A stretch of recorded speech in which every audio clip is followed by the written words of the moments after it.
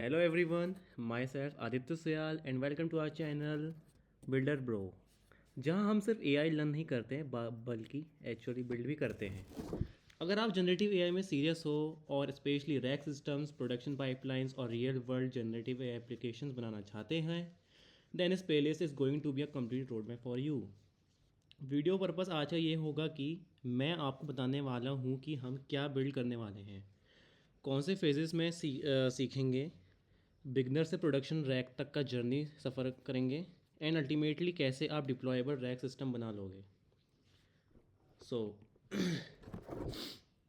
Playlist structure overview. ये playlist 4 major phases में divided है। पहला रैक फाउंडेशन, दूसरा रिट्रीवल इंजीनियरिंग, तीसरा एडवांस रैक आर्किटेक्चर एंड चौथा प्रोडक्शन रैक सिस्टम्स। मतलब स्क्रैच से लेके स्केलेबल डिप्लॉयमेंट तक सब कुछ आप इस प्लेलिस्ट में सीखोगे। So let me talk about phase one. Phase one में है रैक फाउंडेशन। सबसे पहले हम फाउंडेशन स्ट्रॉन्ग करेंगे, क्योंकि बिना बेस के एडवांस रैक समझ ही नहीं सकते हो, ठीक है। तो लेवल वन में हम पढ़ेंगे मिनिमल रैक फ्रॉम स्क्रैच। इस पे हम सीधा एक वर्किंग रैक सिस्टम बनाएंगे, बट सिंपलेस्ट फॉर्म में। फ्लो कुछ ऐसा होगा, यूज़र क्वेरी, फिर उसकी एम्बेडिंग जनरेट, फिर रिट्रीवल होगा, फिर एलएलएम से उसका आंसर जनरेट होगा। इसमें हम समझेंगे कि क्वेरी वेक्टर कैसे बनती है, सिमिलर डॉग से कैसे रिट्रीव होते हैं, एलएलएम कॉन्टेक्स्ट यूज़ करके आंसर कैसे जनरेट करेगा। मतलब कि आप ये समझ लो कि रैक का मेंटल मॉडल क्लियर हो जाएगा, ठीक है। और लेवल टू में हम पढ़ेंगे डॉक्यूमेंट इंजेक्शन सिस्टम, यानी कि रैक का ब्रेन जो कि डेटा होता है, ठीक है। तो इसमें हम इंजेक्शन पाइपलाइन बनाएंगे कि कैसे हम अपने सिस्टम को, जो डेटा है, मेन तो डेटा ही है इसमें फोकस, जैसे कि डेटा हम फैट करेंगे और वो उस डेटा के हिसाब से हमें आंसर देगा। डेटा बहुत तरीके के होते हैं, आपको पता है, जैसे कि PDF, docs, text, web pages. तो हम लोड करेंगे इन सबको, और लास्ट में एक इसमें मिनी प्रोजेक्ट में के ऊपर भी काम करेंगे, जो कि होगा यूनिवर्सल लोडर, जो किसी भी डॉक्यूमेंट को रैक रेडी बना देगा, ठीक है। एंड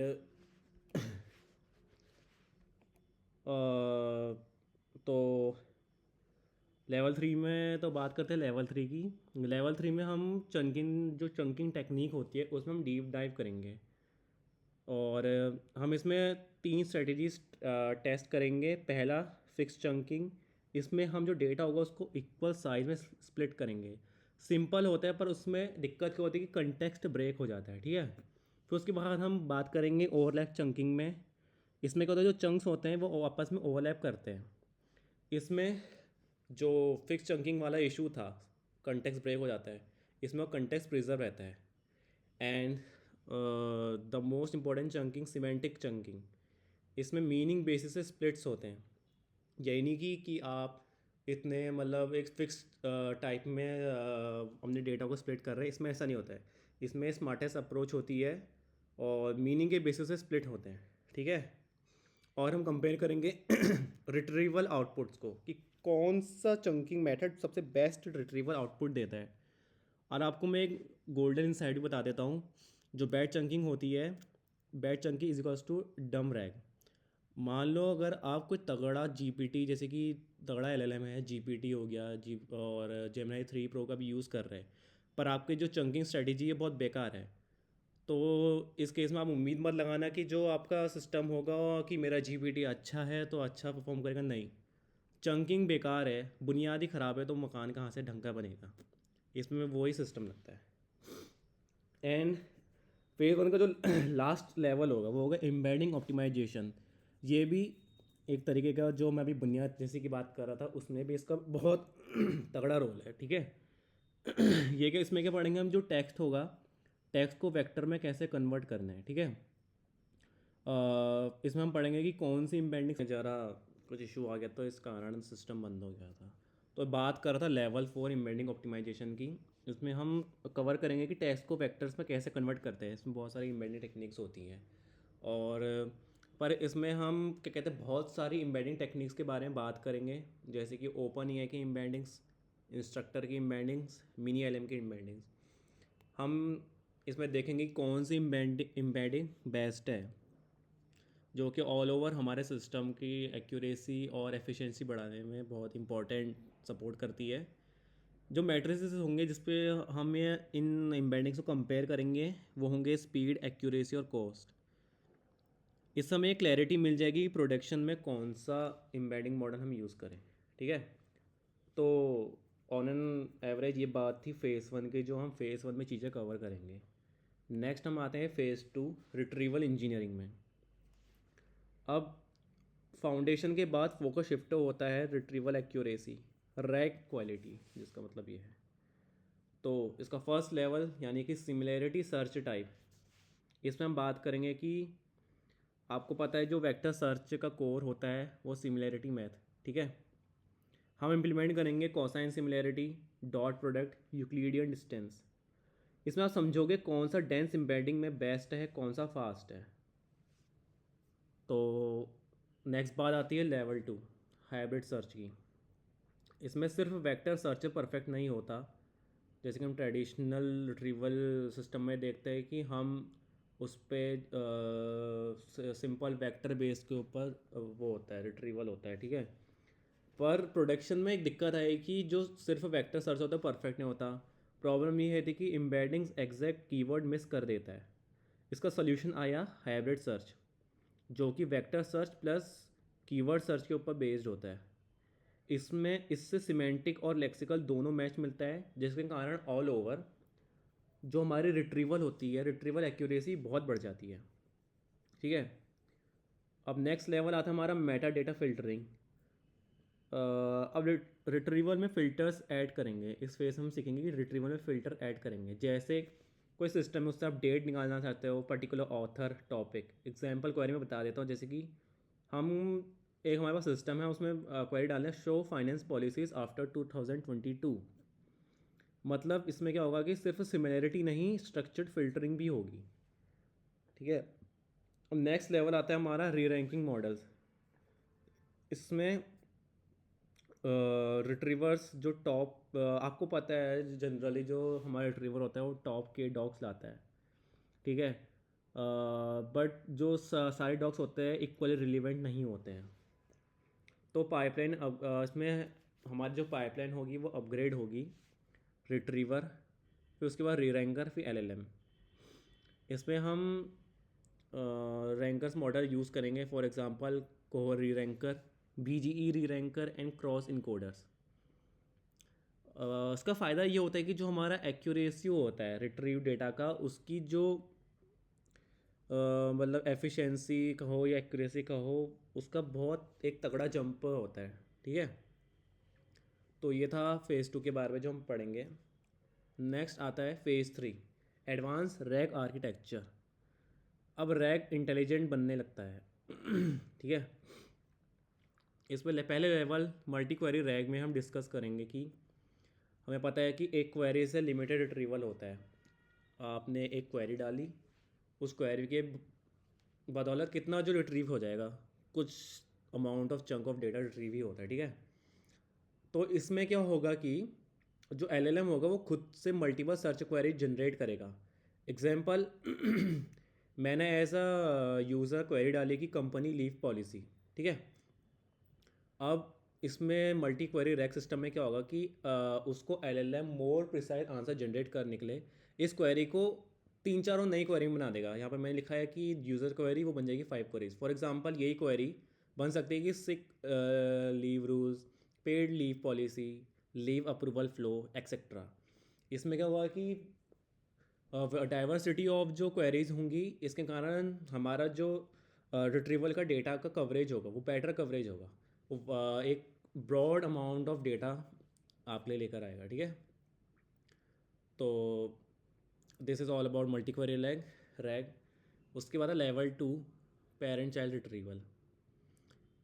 अब इसमें हम क्या करेंगे, जो लार्ज डॉग्स होते हैं उनको एक स्मार्ट हायरार्की में स्प्लिट करेंगे। ठीक है, स्मॉल चंक्स रिट्रीव होंगे, बट उसमें पेरेंट्स कॉन्टेक्स्ट भी अटैच होगा।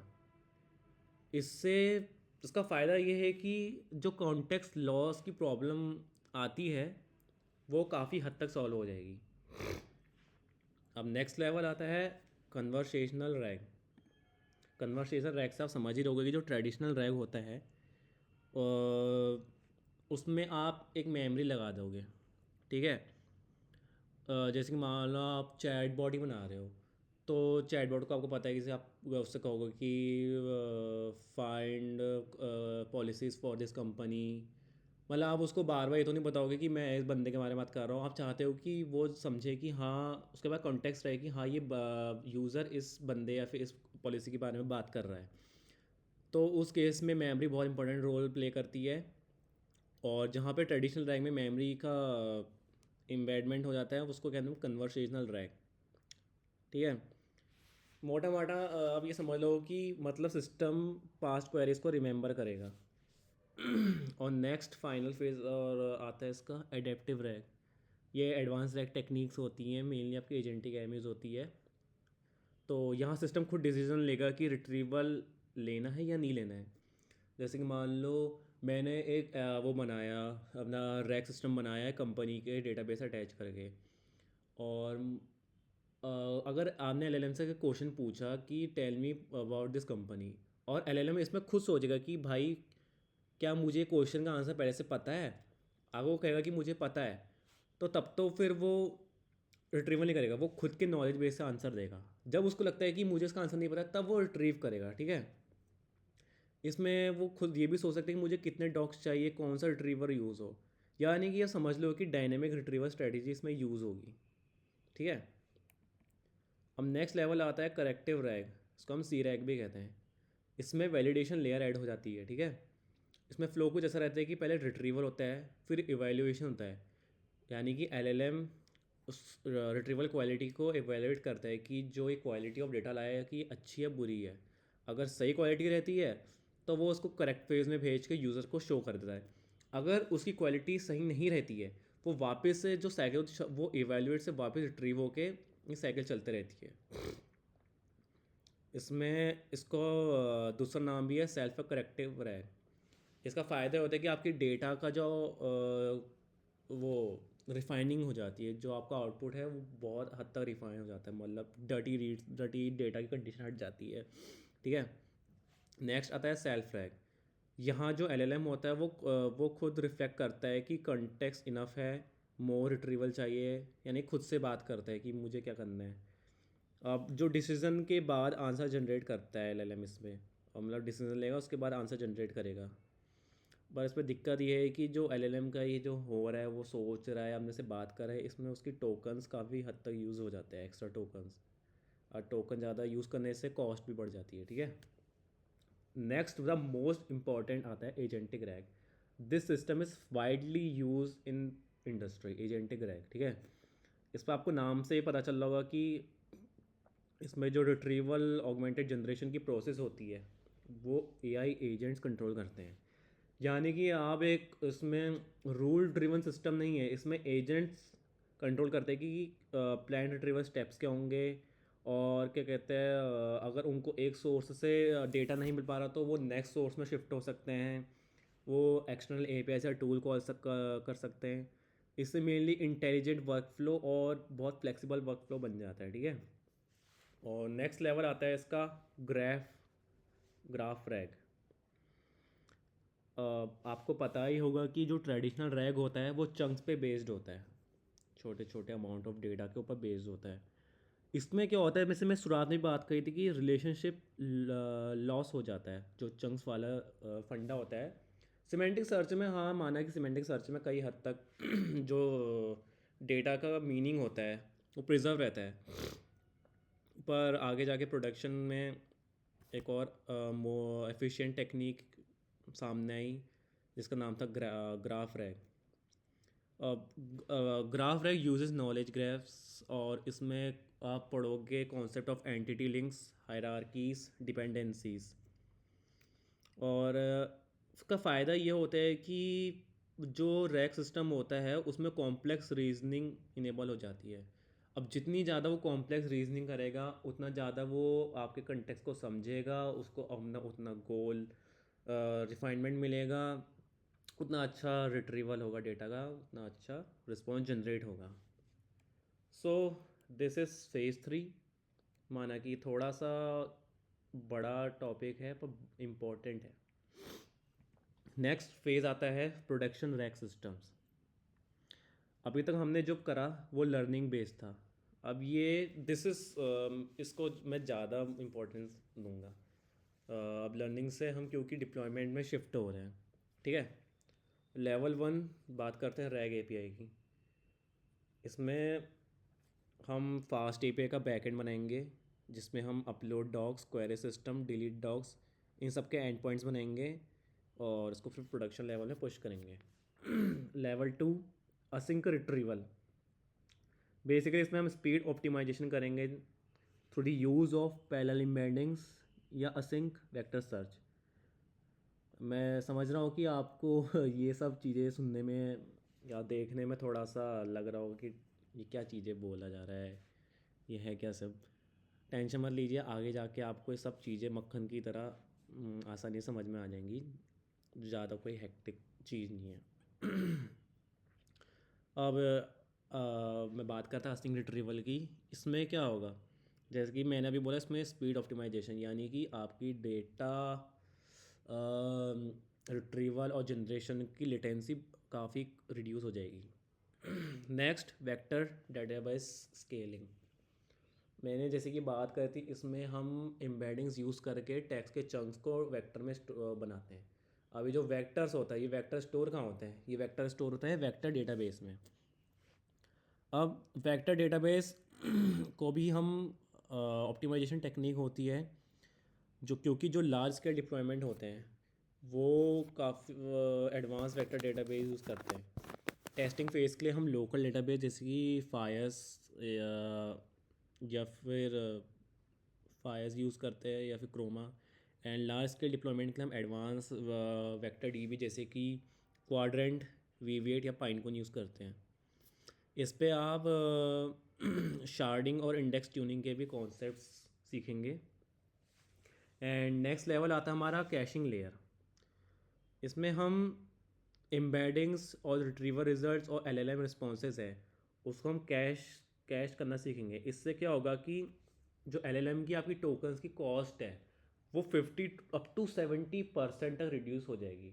फ़ायदा इसमें ये रहेगा कि जहाँ पर आपके सिस्टम को लगेगा कि this is the most repeated generated result, आपका यूज़र बार बार इस डेटा को रिट्रीव कर रहा है, तो हमारे सिस्टम उस डेटा को कैश कर लेगा। तो इससे फ़ायदा क्या होगा कि एलएलएम, तो हमारे सिस्टम को बार बार एलएलएम को बुलाने की ज़रूरत नहीं पड़ेगी और इससे हमारा टोकन कॉस्ट रिड्यूस हो जाएगी। अब नेक्स्ट लेवल आता है इवैल्यूएशन फ्रेमवर्क। इसमें हम फाइनली मेजर करेंगे सिस्टम की क्वालिटी, यानी कि हमारा सिस्टम कैसा परफॉर्म कर रहा है। इसमें मैट्रिसेस, बहुत सारे मैट्रिसेस के ऊपर हम बात करेंगे जैसे रिट्रीवल एक्यूरेसी, फेथफुलनेस और रिलेवेंस। टूल्स इसमें बेसिकली जो इवैल्यूएशन फ्रेमवर्क जो मैं बात कर रहा हूँ, इसमें टूल्स मेनली यूज़ होगा रेगास, RAGAS। एंड एक बोनस इसमें लेवल है जो कि Docker deployment with CI/CD pipelining. इसमें हम सीखेंगे कि कैसे आप अपने पूरे सिस्टम की डॉकर फाइल बना के उसकी इमेज को या तो डिप्लॉय कर सकते हैं और डॉकर में पुश कर सकते हैं। And with continuous integration and continuous deployment concepts using GitHub Actions.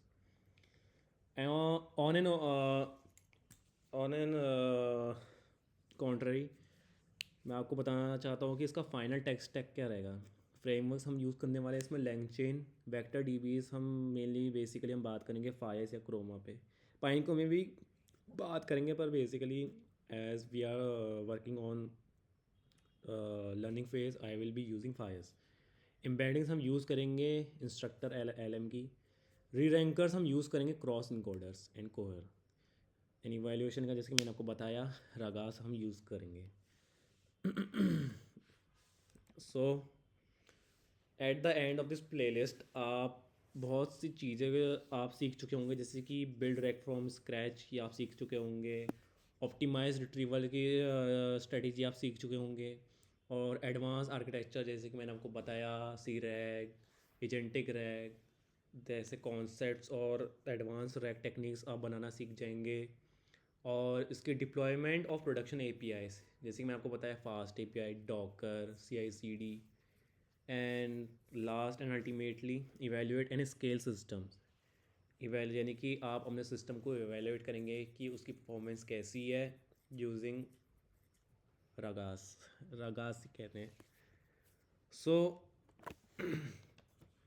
That's all from for today, and hope आप लोगों को आज का इंट्रो में आगे हम क्या करने वाले हैं समझ आया होगा। So if you are serious about applied generative AI, start this journey with me on Builder Bro. So that's all for today. Next video में हम स्टार्ट करेंगे minimal RAG from scratch. So see you in the first build session. Thank you.